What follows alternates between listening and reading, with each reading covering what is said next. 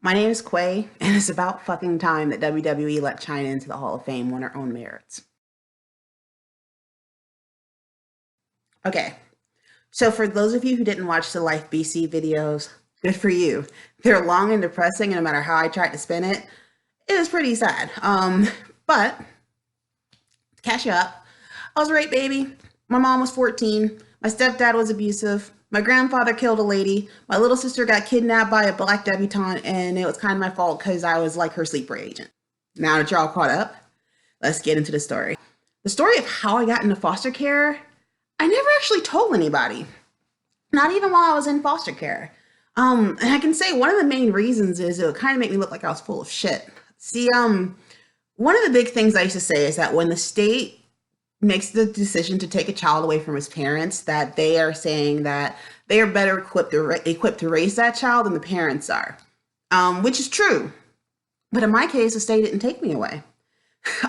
You'd think they would have, given all of the horrific shit I'd been through and all of the drama and all of the poverty, that at some point a teacher or somebody would have reported. But yeah, it never happened. This is a story of actually how I ended up in foster care. So it had been a couple of weeks since my mom had to hand my sister over to Miss Mickey. My mom was broken by that. She stayed in bed except for when she had to work. She cried all the time. And I was not really to make my presence known. And if I did, I'd get cussed out or have some random object thrown at me. This didn't work out too well when, for me, because I was a big ball of anger for losing my sister. And I set out initially, I got into a fight with these two girls that had been picking on my sister. Ended up getting my wrists fractured or broken or strained. Basically, I didn't lose the fight, but they brought their uncle along with some golf club to make sure I didn't win. Living at Greg's house put me in a district that I could go to middle school with my friends from elementary school. And that should have been great, except for they had all matured a lot more than I had. The girls were dating 25-year-old men, and the boys were all taking their hand and selling drugs. And it's not like we lived in like the hood or anything. These kids were suburban as fuck. They just decided they were going to be gangsters. So what this meant for me is that being back with my friends meant that I was now just being bullied by the same people who were like my best friends a few years earlier, and it sucked. But I wasn't like sad, depressed girls. So I mentioned my love for Power Rangers in another video and like Ghost Rider and Wishbone. All of that paled in comparison to my love of wrestling. From Macho Man to Rowdy Roddy Piper and Bret Hart, I loved wrestling. It was life. I still get excited when I hear Shawn Michaels' intro music, and I'm 99% sure that Stone Cold Steve Austin is the reason behind my disturbing attraction to redneck guys, which as a black female, not the best thing. Hashtag this is why I'm single. Anyway, I loved wrestling. And if anyone who was a wrestling fan knows that like late 96, 97, everything was fucking happening. So I was excited. I was actually still kind of a happy kid other than losing my sister. Fuck my friends. I wanted to be a pro wrestler more than writing a TV show or being a doctor. I wanted to be a wrestler, but women's wrestling was kind of bullshit back in the day. So I never took it seriously until China came on the scene. Then it was like, bam, women could be badass wrestlers. She was my Shiro. Like the only woman in the world who I looked up to more than China was Princess Diana. That's how big of a thing she was to me. So there's this boy next door. He was 16 years old, and he was also the rare wrestling geek. When my sister was there, he'd come over while I'd be babysitting her. We would watch episodes of Raw that I recorded and SmackDown that he'd recorded. And I'd like practice wrestling moves and stuff, you know, like 90s kids back in the day, the way that they used to break each other's necks. Now, it's weird that he would be allowed over because my mom was always kind of weird about boys. Like in fourth and fifth grade, she would be taking me out on dates to see Indian in a Cupboard in a Power Rangers movie and telling me stuff like, if you ever need condoms, just come and let me know. Because, you know, fourth grade, that's a concern in fourth grade. But by sixth grade, she's forbidding me to hang out with my best buddies, Jake and Nathan. They were a white kid and a black kid from the neighborhood and who went to my school. And we were like the three musketeers. And all of a sudden she's banning me from hanging out with my friends and saying things like virginity is sacred and uh, a moment of pleasure leads to a lifetime of pain when it comes to sex. At the time, I didn't know what the hell the problem was. We were as innocent could be, and all we did was like talk about the Braves, collect baseball cards, and read Goosebumps books. Years later, I realized that it had nothing to do with me or my age. It was the boys. She'd been forbidding me from hanging out with my white male friends since like kindergarten. And while she wasn't physically abusive back then, she would rip into me and flip the hell out if I said something like, when I grow up, I'm going to marry Macaulay Culkin or Jonathan Taylor Thomas or whatever the cute boy on the scene was at that time. You should just flip the fuck out. And for black kids, black boys, it was even weirder because I couldn't really pinpoint I can't really pinpoint what her issue was with them, except for she had no problem with the boys who were like super nerdy and looked unimposing. But if there was even the remote hint of coolness, all of a sudden I can't hang out with them.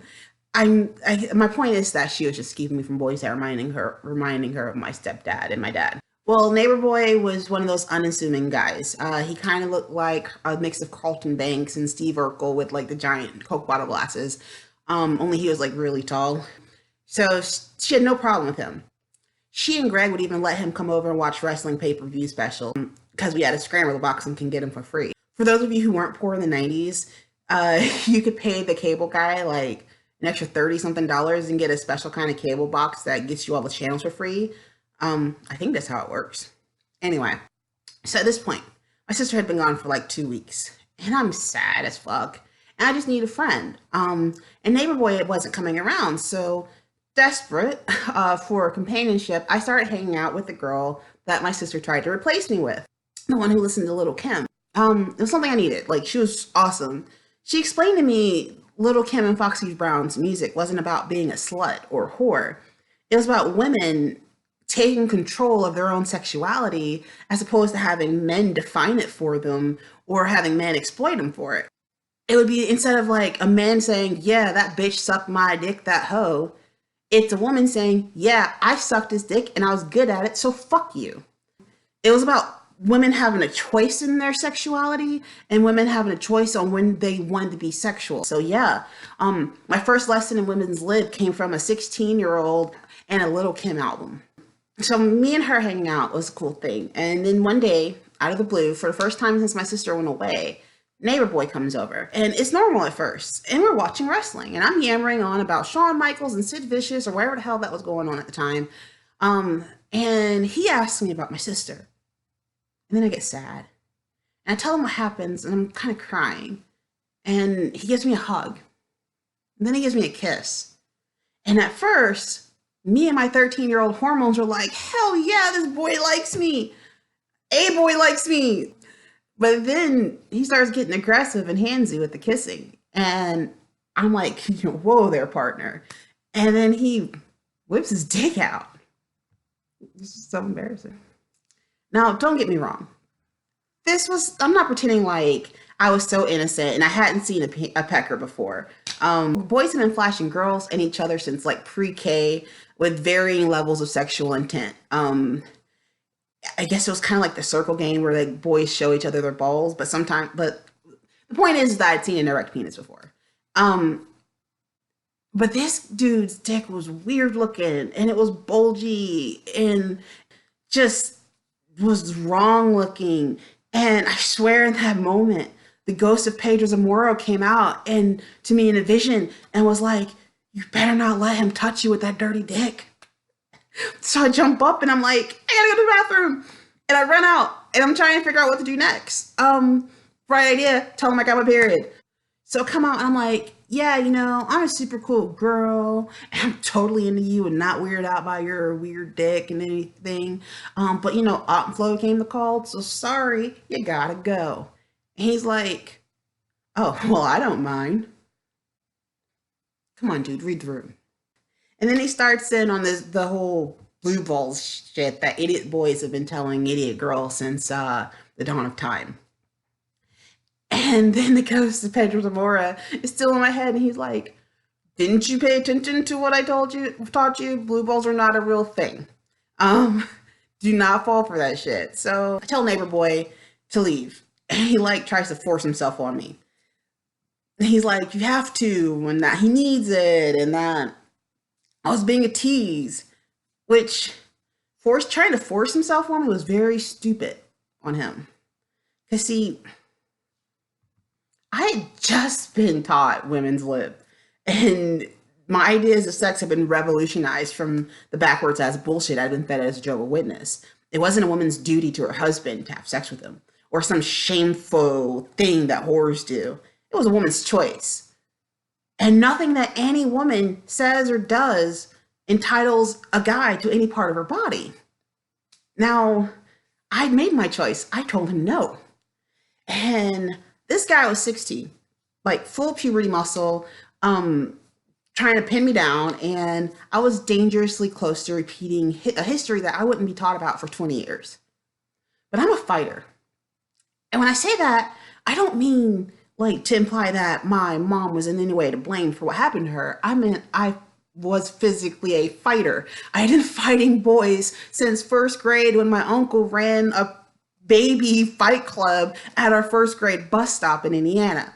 I wanted to be a pro wrestler. My specialty was a super kick. And that's what that dude got, a super kick right in his weird dick. And I pushed him out my house and called him a few homophobic slurs and told him that I'd kick his ass if he ever tried to come back over. Well, joke's on 13-year-old me. Because even when you don't have sex with a boy, you technically had sex with that boy. They tell everyone you did, at least. And the rumors spread like wildfire around my neighborhood. Suddenly, I was that fast-ass little girl people would whisper about. The girl down the street told me, don't worry about it, to own that shit, because fuck them. Like, let them think about me whatever they want to, because I know who I am. But I didn't see a value in pretending or allowing people to think that I got nailed by some guy who probably had super gonosyphilitis. It's not empowering. One day I came home from school and I saw Greg hanging out with the neighbor boy. And when I walked up, they both started laughing. And I knew exactly what was going on. I ran upstairs and I cried. And I didn't come out my room. Now, the next day, my mom is getting ready to leave for work. Apparently, Greg had told her the evening before or that morning. I'm not sure why it took a whole day, but she confronts me. Now, given her history, this is what should have happened. Little girl, did you sleep with the neighbor boy? No, Mom, I didn't. Don't you lie to me, child. I swear. He came over to watch wrestling, and he tried to make me, but I fought him off. Oh, sweet baby. Why didn't you come to me after it happened? I thought I handled it, but he told everyone we did it anyway, and now everyone's making fun of me. Now don't you start crying. We as black women have enough to cry about in this life. The stupid little boy is not one of them. Now you go upstairs and wipe your face. We're about to make this little shit regret he ever messed with our family. Ready, Mom. Oh, honey, we're gonna need more than a bat.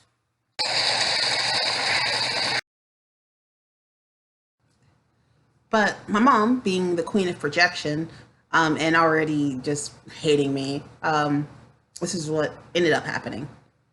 Hey, bitch, you fucked the neighbor boy? No. I swear. He... Just shut up. You fucked the neighbor boy. I said I didn't. You know me better than that, Mom. Why are you acting like this? Because you're a fucking liar! Just stop lying. You fucked him. You stupid whore. After everything I gave up for you. You know what? I don't care. You're gonna believe whatever you want to believe anyway, so are we done here? I've got homework I need to do. I'm getting homework to do. You think you are so special. But you're nothing. You're never gonna be anything. You walk around here like you're better than everybody else. You're not even going to finish high school. You're just going to be a piece of shit like your sorry ass daddy. You fucking whore.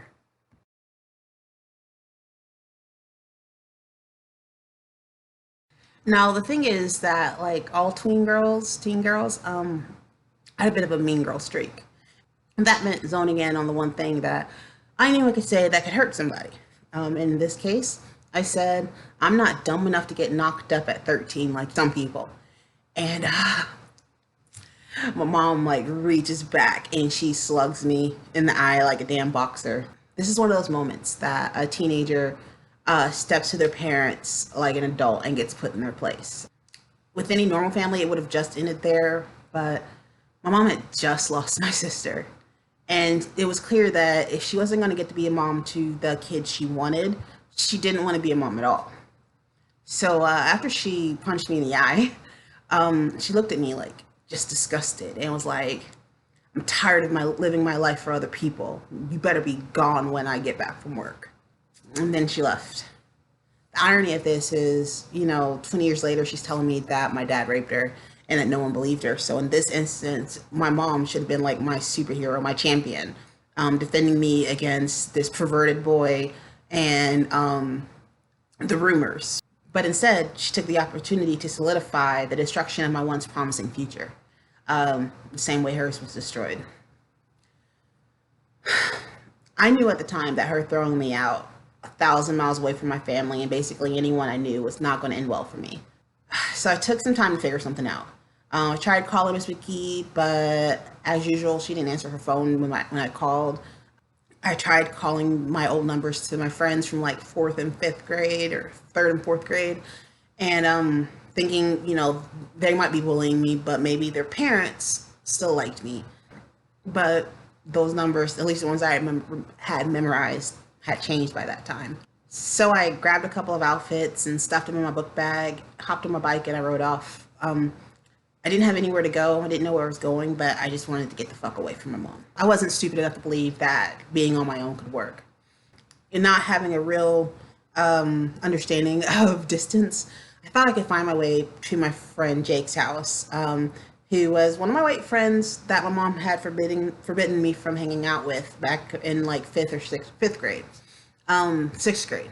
His mom was really cool. His family was cool as hell, and they had even offered to let me like spend the night a couple of times. They had an extra bedroom, so I thought maybe I could like just get a new family. And yeah, I didn't even make it across the intersection again because there was the cop that picked me up 2 weeks before right there.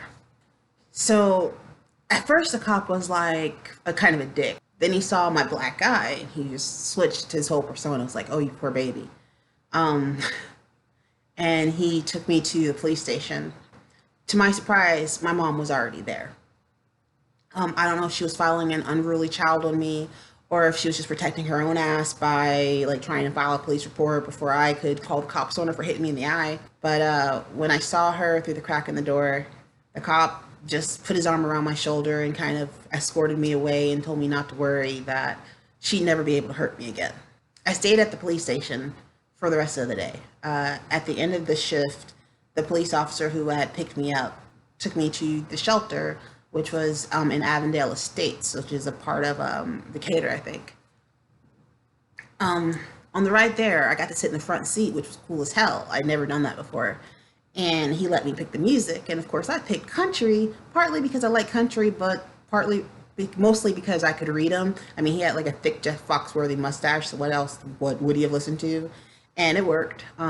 He said that I was a special kid and I had great taste in music. And then he started trying to like console me, and he told me that I was going to have to go to a shelter for a couple of days until they could find me a foster home, and I'd have a new family that could take care of me. Me being 13, my biggest concern at the time was what was going to happen to my bike. And the cop was just like, when you get to your new foster family, just tell them to come and find me, and I'll have your bike here waiting for you at the station. Then when we got to the shelter, he reiterated again that it was only going to be for a few days. And he kind of lingered there. I guess when he traded me off to the staff, he lingered kind of watching me get checked in, and I didn't understand at the time why he was lingering. I think he knew that he was filling my head full of bullshit and felt bad about it. But what could he do in that situation? So that's the story of how I got into foster care. Side note, mega irony of all of this is that what set my mom off was the idea of me kissing boys. One of the biggest issues with my family back in the day at the time was that I was so butch. That's the word they use. By modern day definition, I would have been described as like non binary. But back in the day, I was just like very masculine. I wanted to play sports, I wanted to be one of the guys. Actually, hated wearing dresses, and I hated being referred to as a girl, to be honest. And that caused a lot of contention between me and my biological family, including my mom, who was like, "Why are you always being so butch?" So, if anything, she should have been relieved with the idea that I was like making out with a boy, but instead, um, yeah, it ended up in a big ass mess, and thus ushered in the next phase of my life.